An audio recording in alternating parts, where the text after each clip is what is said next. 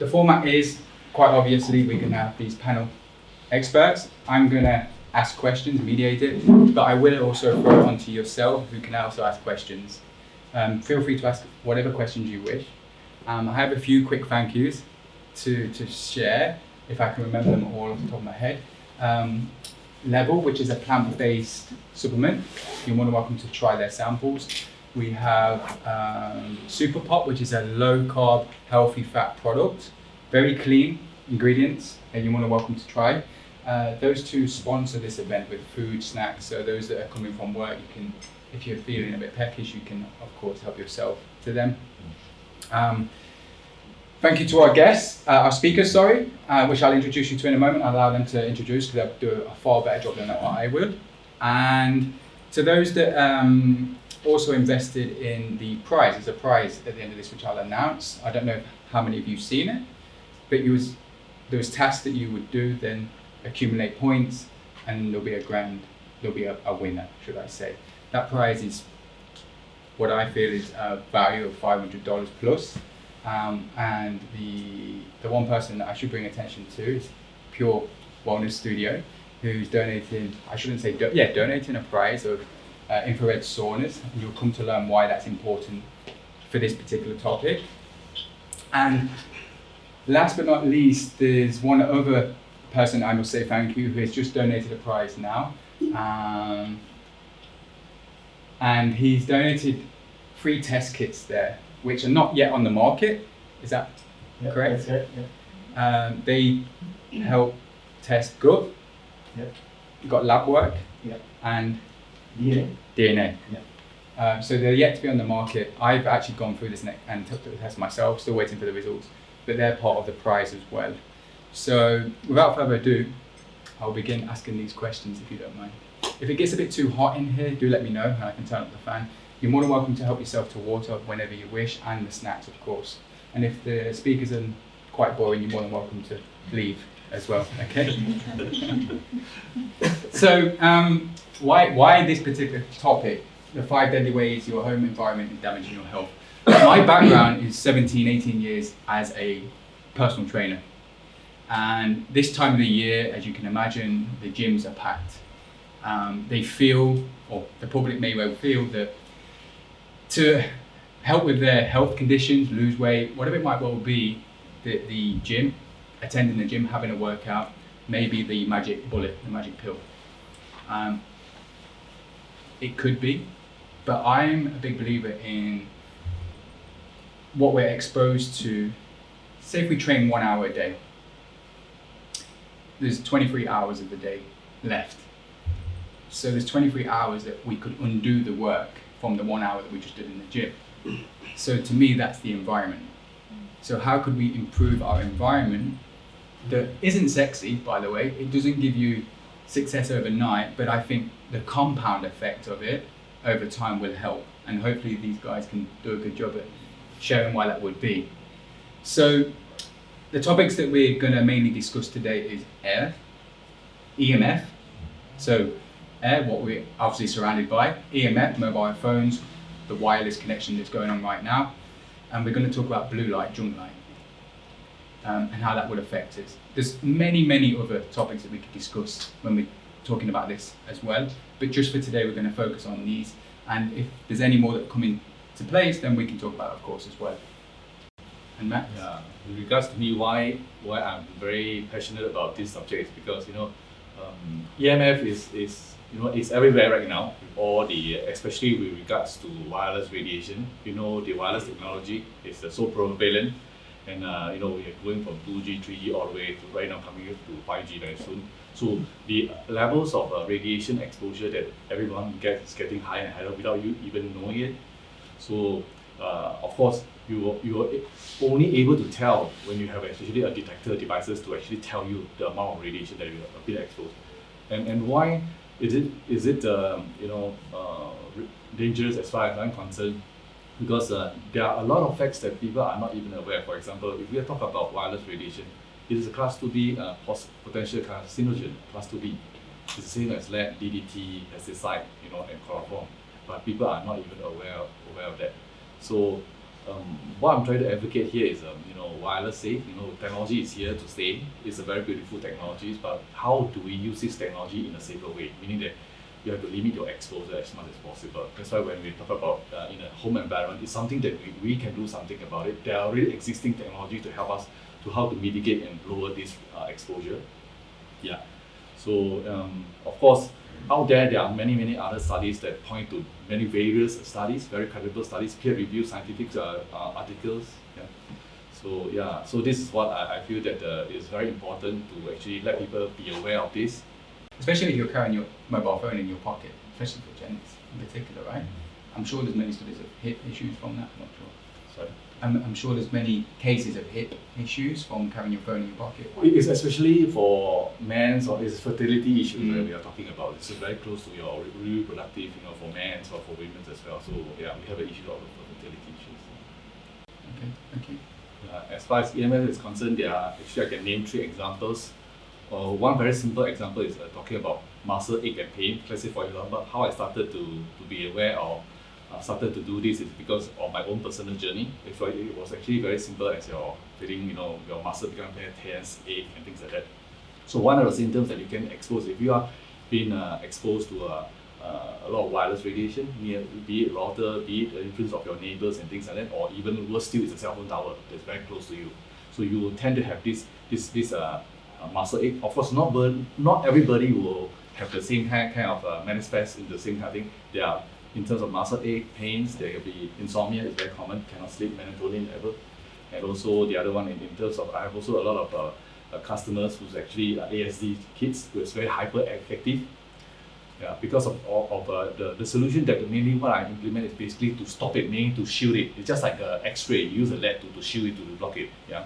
So there are several other things like fabrics, a certain kind of material that you're able to block it. So by reducing that influence mainly from the external and also keeping your home level low, so things like it can improve your sleep, it can improve your tense muscle ache, pain, and also in terms of the behavior of the kids, they are seen of many of my patients become more calmer. They get more calmer instead of getting very agitated all the time. So these are a few examples that. Max, please. Myself, my background, I'm an electrical engineer by training, and I spent over 16 years doing several kind of jobs, and started off with engineering semiconductors and subsequently moved to the regional marketing space. So how I get into this is that, being an engineer, we are in a very high-tech world. This doesn't come to me naturally. EMF, what are you talking about? We are high-tech gadgets. Nobody tell me it's dangerous. It's only when I started to experience aches and things, is how I started from neck, and then it progresses to the back. Then I really cannot sleep. Then we have actually progressed to a stage that I even have insomnia. I really cannot sleep very well. Then of course, during that time, without much knowledge, I attribute everything of this kind of thing into work stress related. It could be one of them, yeah, but a lot of things. So it's only when one of the things was very accidental that I came across this subject of EMF, how it actually impacts us biologically, yeah. Of course, I take it as a pinch of salt. Yeah, being an engineer is very highly, practical. Is it true?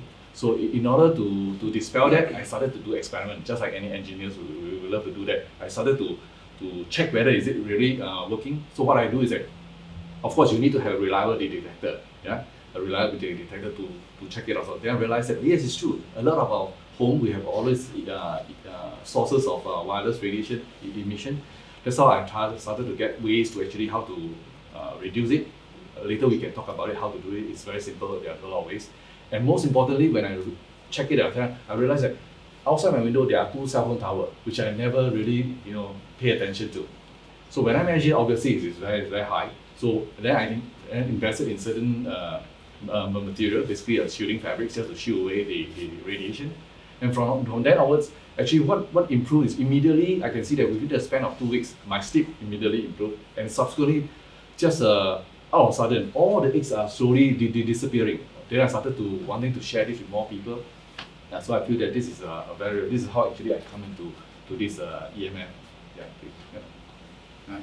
Since I met Max, he's made me so not paranoid is the wrong word, but when I'm walking down the street, I see these hidden towers. Because he's showing me how behind this tree there's a hidden tower, right? And it's really clever how they've disguised it. But we can talk about that more. EMF, electromagnetic field or radiation, EMR, is a very broad spectrum of electromagnetic spectrum altogether. So today what we are talking about is mainly on a microwave radiation field, and as well as those radiation that can emit from electrical appliances. So there are two areas that I'm focused in. So when we talk about wireless radiation, what are we talking about? We are talking about mobile phone signals. We are talking about GPS, Bluetooth, Wi-Fi. So they are more or less within the same, microwave spectrum. And the other aspect of it is mainly we call it VLF or EIF, very low level frequency or extremely low level frequency. Those are very real that you can actually see from sockets, from fans and things like that. But those are very easily mitigated. Yeah.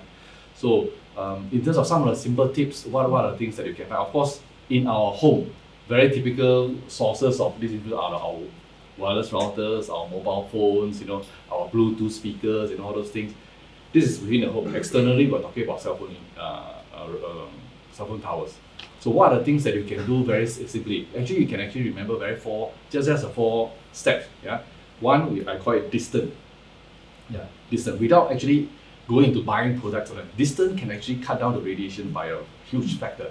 So some people say, if I use a phone here, and what's the amount of radiation that I've been exposed to, and of course several meters away, of course, the further you are, the radiation will reduce dramatically. So don't sleep with your phone just next to you. Yeah.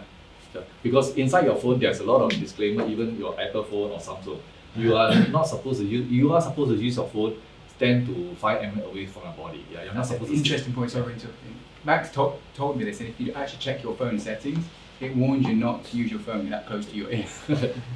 So distance helps. Yeah, distance. Just remember that you can actually put it far away. Some of them they like to put the airplane mode. Of course, why not? But actually you can still keep it on, but just put it several meters away. Then that's safe enough. Yeah. So don't be over paranoid over this EMF stuff. So this is distance. Second tip is about cable. Cable as much as possible. A lot of these things you don't have to go wireless. For example, in your home. In my home, it's all run through Ethernet. Yeah? When I use my computers and things like this, it's run through Ethernet. So by cabling, of course, you have to remember to switch out your device to airplane mode, because if you don't, your device is also trying to search for Wi-Fi signal. It will be emitting, looking for all those signals. So cable as much as possible. Put your device into airplane mode, and you get all your whatever content, faster and safer. So that's one way. Cable. First is distance, second is cable as much as possible, including the Bluetooth speaker. If you don't need to have wirelessly connected, try to connect as much as possible. So one, distance, second is cable, third is the amount of usage. For example, a mobile phone. Typically a mobile phone has several antennas, many functions. You have Bluetooth, Wi-Fi, GPS. You do not need to activate every one of them. Yeah. Because of course it seems very convenient, activate everyone, you go wherever you go, you get connected automatically. But by reducing some of this function, you actually reduce your emission of your phone, for example. Yeah, just use it only when you need it. Yeah. So this is amount usage. Finally, of course, the solution that we talk about is shielding. I put it to last because this is something that it is the last thing that when all these things you can't really do much. For example, we are talking about external influence. Yeah. So you need something to actually to block it. Yeah. Nice. A question about the EMF. Is there a particular way you should store your phone, like in your pocket or in your backpack instead? And if you should put it with your screen facing your body, or like away, or something like that? Okay. As far as any phone is concerned, because nowadays you have no idea where their antenna is. Yeah. Some in the past they used it between the top. Right now they're in the bottom. Now it can even be on the sides because of the different thing. So no matter whether you put it here or put it there, the radiation will comes out. So then the key thing is that once you put it in the pocket itself, of course, it's very close to your reproductive organ. Yeah. It's no good. Yeah. Putting in the bag will help, because any distance will help to reduce it. For example, ladies like to put it in the bag, it helps. It's better than men who like to put it in that it's too close. Yeah. So to answer your question, of course, there are things that you can do. Yeah. Firstly, of course, reducing the number of antennas that if you are not activating, just reduce it. That could help. But the best way, for example, in my case, I'm a little bit, I have there are fabrics that you can do, some shielding thing that you can do. You can give him your trousers and you'll just change out some shielding, so that actually effectively when you put it here, the radiation doesn't go into your body, but the signal you can still receive your phone signal. Yeah. So like a sheet of Yeah, like it can be a fabric, it can be different kind of material that has a metal element inside. If you want, you can actually get your aluminum foil, your home, yeah, it works. Aluminum foil, put it one side, but don't wrap your phone around. You wrap it around, your signal will be gone, yeah. Just put it one side. If you really want to do it, you can do it. DIY. There is a special underwear. Yes, those fabrics that contain this The lamps. yes. There's some lamps and they're actually Yeah. part of the price. Yeah. So. There are such thing around. Yeah. And I think, Okay. just to add, I think there's also this website, if I'm not mistaken, it's called Defender Shield. Yeah. So you can actually buy the casing that actually helps to mitigate some of the radio frequencies. but won't the casing stop like the signal on the phone? It's always one-sided. Oh. One-sided. It's never a complete, because once you do it, there'll be no signal. It's always one-sided. Yeah. And so like you put it with the screen facing away from you. You just put it here. You can. Yeah. What was it called? Defender Shield. Defender shoot. What about Wi-Fi signal at home? I mean, nowadays Yes. we have those kind of mesh Wi-Fi. Yes. Compared to the conventional type with a lot of antennas, which one do you actually recommend? But both, I don't know. Of course, is a technology as long as because mesh is essentially a different entity or like a different extender. In the past, we have extender, right? So now they are giving you slightly lower individually. The power is slightly lower, but you have many of these. You planted it in many of the corners of our house in order to get very good signal, of course. Yeah. So that is to say that you have actually more radiation. So as far as it is concerned, there's always a workup. In my case, for example, there are router that's available in the market that you can actually turn and on and off the Wi-Fi. Actually, you can I would highly recommend to use via cable. Yeah, if you're using a iPad or a computers, try to cable as much as possible. Everything you rely on wireless is just a daily accumulation of all this unnecessary radiation that you don't need to explore. The more you have, of course, the more it's going Homes are just getting smarter as well, right? Yeah. Wow. Yes, please. So 3 questions for the EMF expert. So number 1 is on the fact of grounding. Number 2 is on the fact of practicability. Like we mentioned, I mean, I just got myself an EMF meter, but when I sense around my room, everywhere it states harmful. So it's not practical if I turn off everything and Correct. cut the live wire, things like that. And number 3, it's about how can you prevent, okay, let's say you do your part on turning off the routers, but how can you prevent your neighbor's signal from entering your house? Yeah, so What is the first question again? Can I? Your first question? grounding. Okay, grounding. Yeah. As far as grounding is concerned, the best form of grounding is actually you walk barefooted in the beach or in a natural way. Yeah, that's a very good grounding. Grounding works, but a lot of time, but in our modern day, you can see there's a lot of things that you buy from. They say grounding. So what you do is there's a mat. You sit down there, then they plug on the socket. They're using the earth of the wall, which is highly dirty, by the way. It's not clean. How the Western people actually enjoy a good grounding is actually they really have a physical wire. Go to their landed house at the backyard. They have a physical rod they put in there. That's very good ground. Yeah. But a lot of times when we do this, it's not very good. Firstly, okay, when I do the grounding, as far as I'm concerned, there's a big science talking about grounding. Yeah. For me, I don't really advocate so much. I advocate the natural way. Why I'm saying that is because whenever you ground, imagine you're sitting here, you become like a lowest potential. As far as the energy is concerned, it comes to your body and you get grounded. They like to go to and get it discharged. But there's a lot very useful for ERF and VR, meaning radiation that comes from electrical appliances. But when it comes to microwave radiation, it's slightly different because it's in the air. So what happens when you sit on the ground? Firstly, we are already an antenna. All human, because we are conductor, we are already antenna. And you're sitting in the lowest potential. So what happens? This thing like to come to you, and you get, of course, you'll get discharged. But I want to say that if a person is, for example, if you are just a conductor itself, conductor, of course you will do the thing and just conductor. But we are a living cell. How this thing interact and actually get discharged to your body and get grounded? I'm not the expert in that field, but I'm quite skeptical about this whole idea of getting through your body and get it discharged. Yeah? So that's one question about grounding. If you want to do the natural way. Second question is pertaining there's a lot of the meter that you measure. It's all everywhere. May I know what kind of meter is that? Because the EMF meter, they are actually quite broad. Is it for electrical radiation or is it for wireless radiation meter? Because it's a different thing. EMF and EMR. Yeah, well, EMF and EMR is the same. It's a tri-field. Tri-field meter, the newest tri-field meter, actually there's a selector, the digital. Are you using the digital type? Okay, the digital type. I think August has one too. So you have to actually set it to different settings in order to detect what kind of thing. Yeah. So when you say high everywhere, are you setting in what kind of setting? Are you measuring the electrical radiation or are you measuring the EMF wireless radiation? By the way, wireless. Yeah. It's high everywhere. No matter. Do you do it with your routers, everything on and Yeah, that's the normal. Yeah, then obviously the closer you are to the router, obviously you're going to have a high reading. So what you can do is quite simple. You can actually do this, of course, when you have all these things around, it tends to be high. Any household that we have with all these wireless gadgets, you tend to have high because it's there. So what you can do is just simply you turn on your router and actually you measure without the router. Now you have a so-called clean environment, yeah, because you try to minimize even a dead phone, cordless phone, all these are sources of emission. Try to deactivate and make your house as clean as possible, deactivate, and you do a measurement and you see whether it's still high. Yeah. So that will give you a way of access. Then if it's still high, then it could be two reasons, most likely.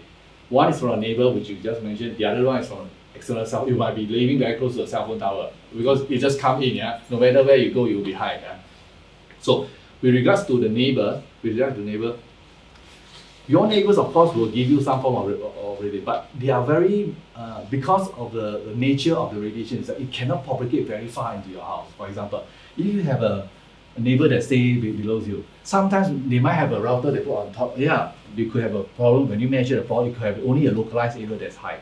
The further you go from it, so the power of that thing it will be very localized. Yeah. So similarly, if you are sleeping here in a bed, you have a neighbor that has a router that put it, you will be high, but you'll be around a certain area. Yeah.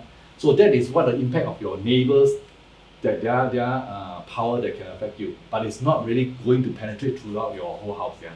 So if you do that, yeah. So the easy way to do that, for example, when I go to a lot of my clients, when they have complaint about all these eggs, I measure the way they sleep. It's true enough. Behind that, it seems to be high. So there are very simple ways to do it. It's either to sleep in the other side of your things, which is the lower, and immediately they are very significant improvement just by shifting to a place that they have. So that's one way. Or the other way, if you really have no place to shift, where to sleep, yeah. The last thing, probably there are many solutions that you can do to block it out, to shield it. There's a special kind of paint that you can do.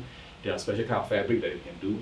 So yeah. But the first opportunity is always look for a lowest area, and then actually you can do that. Yeah. So yeah. So don't use a lot of times we are very, when we use a phone, we open up our phone, we see there are many Wi-Fi signals. We go, it must be very high. It's quite true to some degree, but if I add up all this wireless radiation that I use my phone to check, it might be still within a 1 microwatt per meter square kind of range. Yeah. So what is good level? 1 is considered a very, very low level. Yeah.